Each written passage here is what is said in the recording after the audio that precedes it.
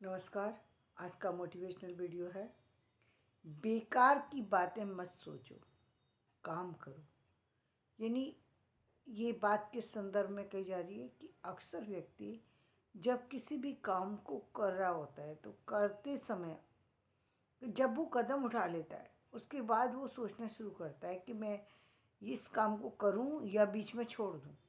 कई बार आपने परीक्षार्थियों को देखा होगा, कई बार सामान्य बातों पर व्यक्ति को सोचते हुए देखा होगा कि वो जब एक कदम उठा लेता है फिर उसके बाद सोचता है कि मैं इसे करूं या ना करूं। सही बात तो ये है कि आपको कदम उठाने से पहले किसी भी चीज़ पर सोचने की ज़रूरत होती है कि मुझे इस पर कदम बढ़ाना चाहिए या नहीं बढ़ाना चाहिए।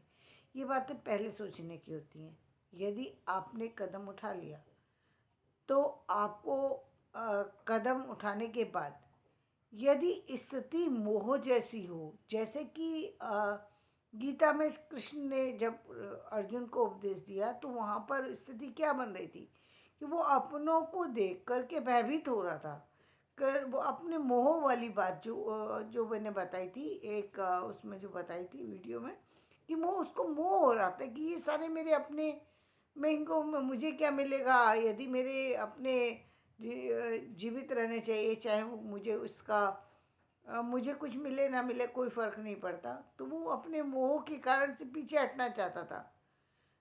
तब अर्जुन को कृष्ण ने उपदेश दिया था कि तुम इस समय कारण से कि तुम्हें तो कि सिर्फ एक चीज़ का सिर्फ एक माध्यम बनाया जा रहा है। ये पूरी सृष्टि तो मेरे द्वारा संचालित है और इस सृष्टि में ये जो लोग हैं जिन्होंने गलत किया है, इन लोगों की मृत्यु तय है।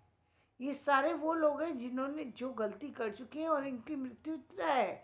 बस तुम्हें तो हम इस जीत का एक वो ताज पहनाना चाहते हैं कि तुम एक व्यक्ति विशेष हो जिसने इस युद्ध को जीत लिया।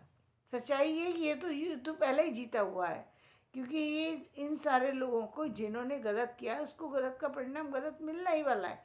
चाहे तुम करो या तुम ना करो, इनका अंत होना ही होना है, निश्चित है।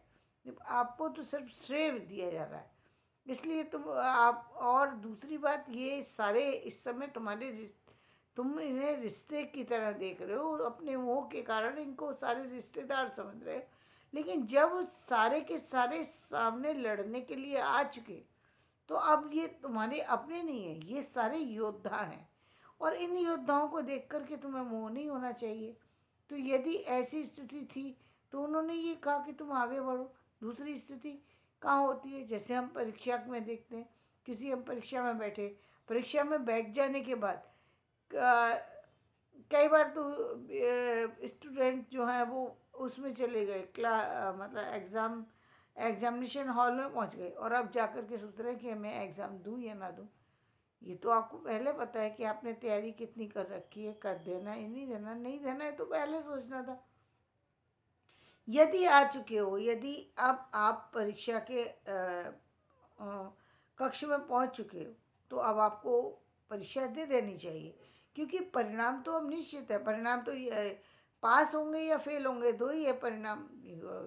तो जो भी आएगा फिर उस परिणाम को देखिएगा, उससे आगे बढ़िएगा। यदि आपको दोबारा देना है दोबारा दे सकते हैं, रुकना है तो रुक सकते हैं, बढ़ना है तो बढ़ सकते हैं, जो भी करना है वो आगे देखना। लेकिन इस समय तो अब आगे बढ़ चुके हो, कदम आगे बढ़ा लिया है, तब आपको पीछे नहीं मुड़ना चाहिए।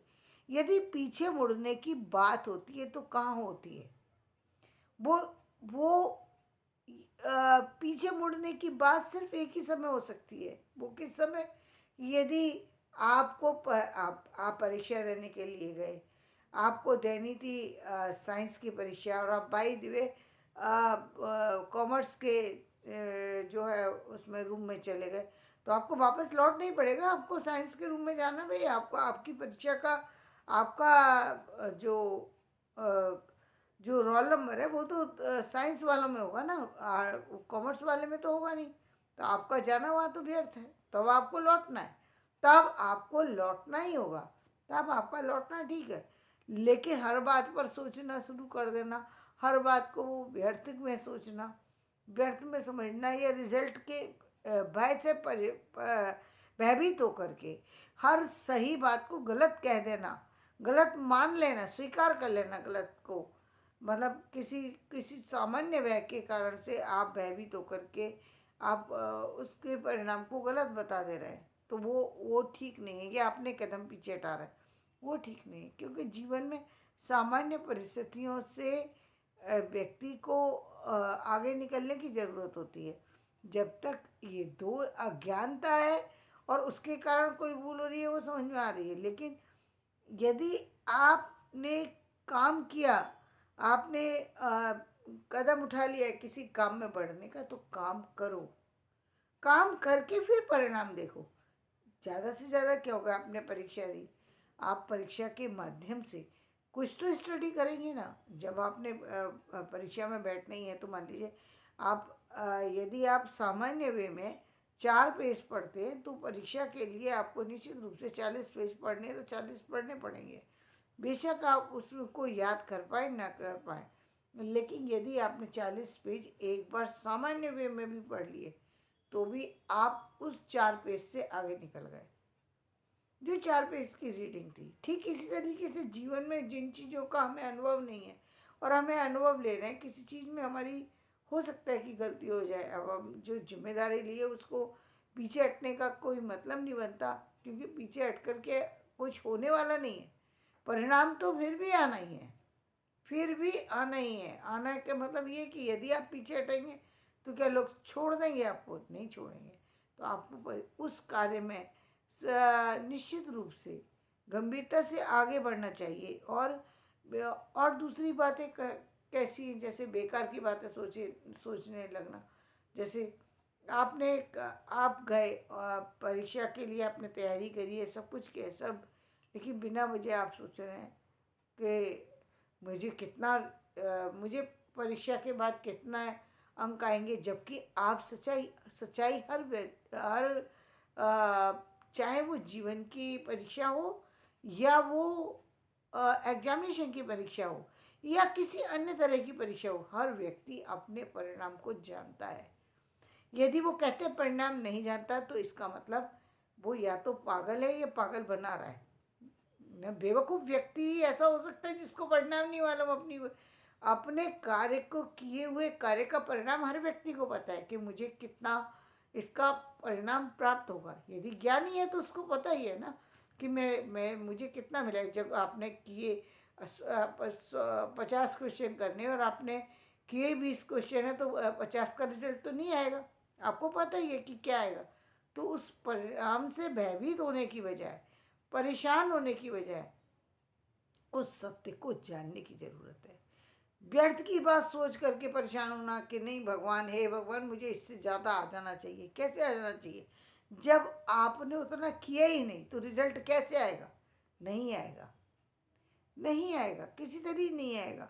जिस तरीके से हम यदि इस बात को हम यदि पौधे के रूप में हम देखें, एक पौधे को लगाने के बाद, चाहे आज हमारी विज्ञान ने कितनी भी तरक्की कर ली है, लेकिन विज्ञान भी तो उसके बाद भी तो एक परिणाम सुनिश्चित हो जाता है कि भाई 10 दिन में ये पौधा फल कर के आ जाएगा, 15 दिन में आ जाएगा।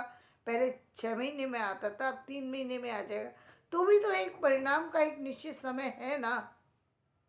अभी हम देख रहे हैं जो हम देख रहे हैं, एक 13 साल की बच्ची है जो कि मंगल ग्रह पर उसके पिता उसे भेज रहे हैं। परिणाम पता है कि मंगल ग्रह से वापस आने का अभी तक कोई चीज़ नहीं बन पाई है। इसका मतलब वो वापस नहीं आएगी मंगल ग्रह पे जाने के बाद, लेकिन फिर भी हम भेज रहे हैं। तो परिणाम हमें पता है, लेकिन जब हम डिसीजन ले चुके तो अब पीछे हटने की क्या ज़रूरत है? क्योंकि इस सत्य का सिर्फ इतना बड़े एक्शन लेने के पीछे सिर्फ माता पिता की एक ही इच्छा है, और वो इच्छा ये है कि मेरी बेटी का इतना नाम हो जीवन में। जाना तो सबको ही, लेकिन मेरी बेटी इतनी ज़्यादा फेमस हो संसार में कि कि कोई भी व्यक्ति उसके नाम को कभी भुला ना सके। सिर्फ क्योंकि जीवन का अंत तो सबका ही निश्चित है, लेकिन जो बेटी पहली बार एक मंगल ग्रह पे जाएगी, निश्चित रूप से उसका नाम जो है सुनहरे अंकों में लिख जाएगा। इसलिए उसके पिता उसको भेजना चाहते हैं। इसलिए नहीं कि उनको उससे मोह नहीं होगा, बहुत मोह होगा, लेकिन यही सोचते होंगे कि आखिरकार ये इतनी इंटेलिजेंट, पहले तो हर बच्चा वहाँ के लिए सेलेक्ट नहीं हो सकता। यदि ये कर सकती है तो ठीक है, जैसी ईश्वर की इच्छा।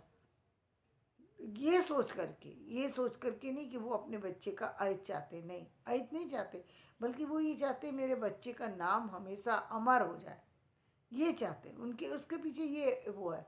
तो आदमी उस परिणाम को सोच चुका, तब आप आगे भेज रहे हैं, फिर पीछे कदम हटाने की बात नहीं बनती। जब आप किसी काम में लग जाते हैं तो ये व्यर्थ की बातें सोचना कि अब क्या होगा, अब क्या होगा, इसके बाद क्या होगा, इसके बाद कुछ नहीं होगा। इसके बाद यदि आप सोचते हैं इसके बाद भी, तो इसका मतलब या तो आप अज्ञानी हैं। अज्ञानी व्यक्ति सोच सकता है कि जिसको ज्ञान नहीं है उसको समझ में नहीं आ रहा कि मैंने क्या किया, उसी को नहीं समझ में आएगा। या फिर या अज्ञानता है, या फिर व्यक्ति जो है कहीं उतना जो है वो सक्रिय नहीं है, जिसको अपने अपने किए पर विश्वास नहीं है। मतलब करा काम तो कर लेता है, लेकिन उसने आज तक अपने आप को जब हम कहते हैं ना, कई बार जब व्यक्ति एग्ज़ाम दे देता है कई, तो वो अपने आप को उसका कॉन्फिडेंस आ जाता है कि मुझे इतना परिणाम मिल जाएगा।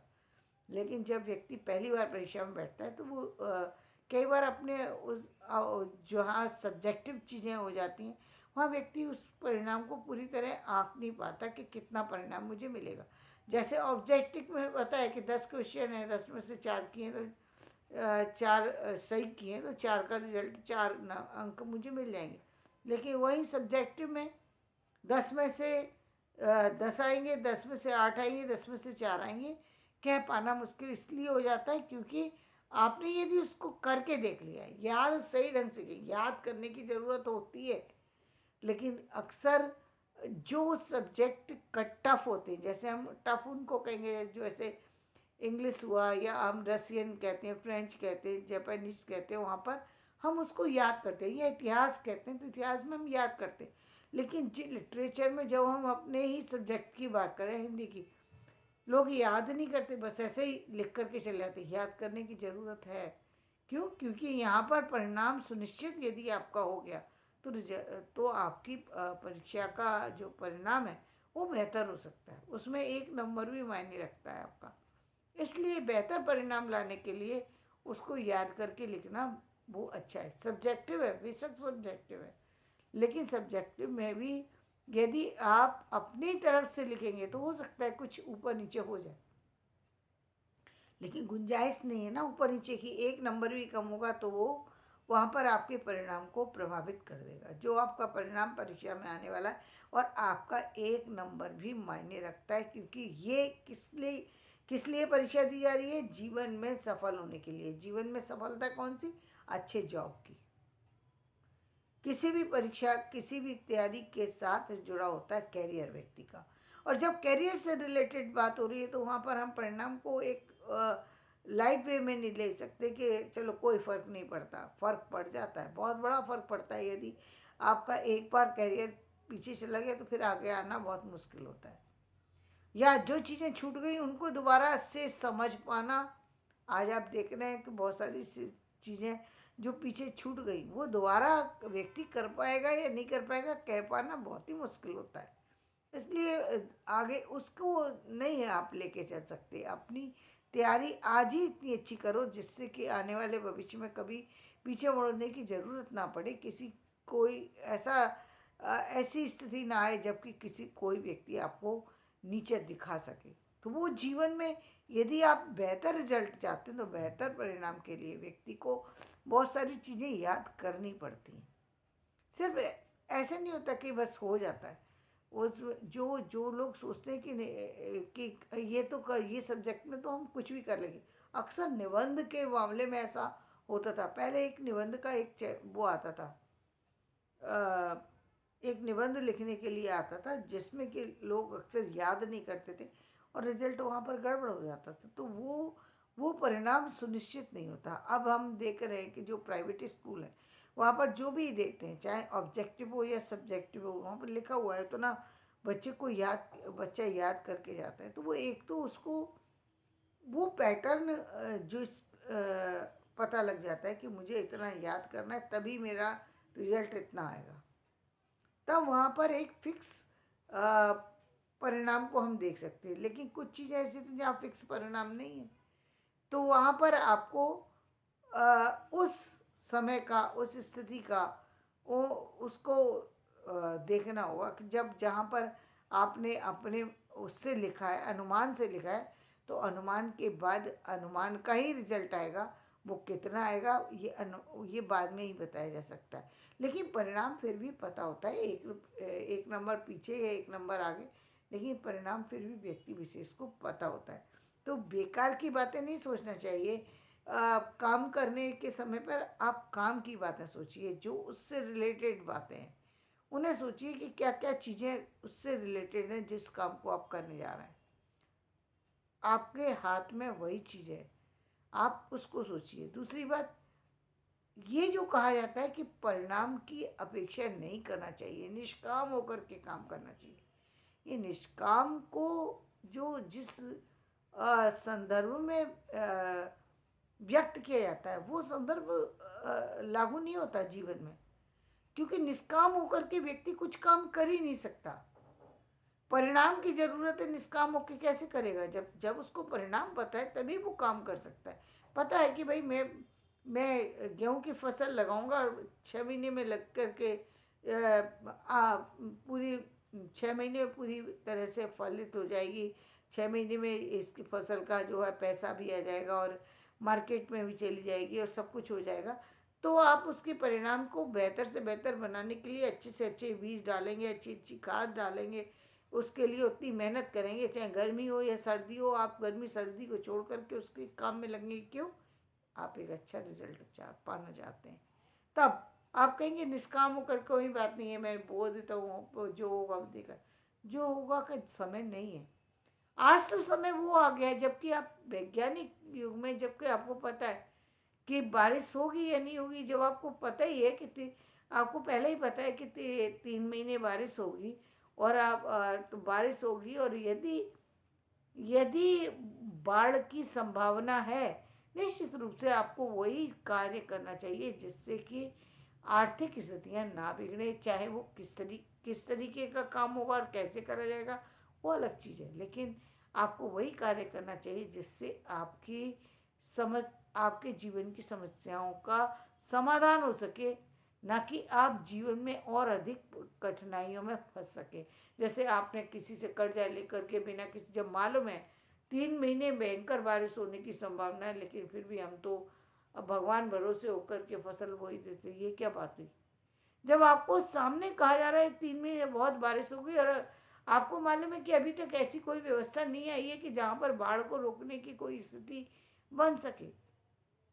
इसका मतलब आपकी फसल बह भी सकती है, आपकी फसल नष्ट भी हो सकती है, पानी ओला पड़ जाए, बारिश हो जाए, उससे नष्ट भी हो सकती है। तो फिर क्यों बिना वजह कर्जा लेकर के वहाँ पर फसल को उगाने की ज़रूरत है, और बाद में जो है उस फसल की वजह से उसी गांव में रह जाना, उन्हीं परिस्थिति में रह जाना और बाढ़ के साथ साथ खुद भी बह जाना।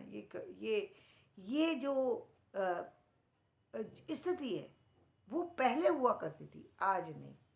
आज आपके पास में आपको जो काम करना है उसका परिणाम सोच करके काम करना चाहिए। तो धन्यवाद। इस पर हम वीडियो बाद में देंगे। तो मेरा वीडियो पसंद आए तो इसे लाइक करें, शेयर करें, सब्सक्राइब करें।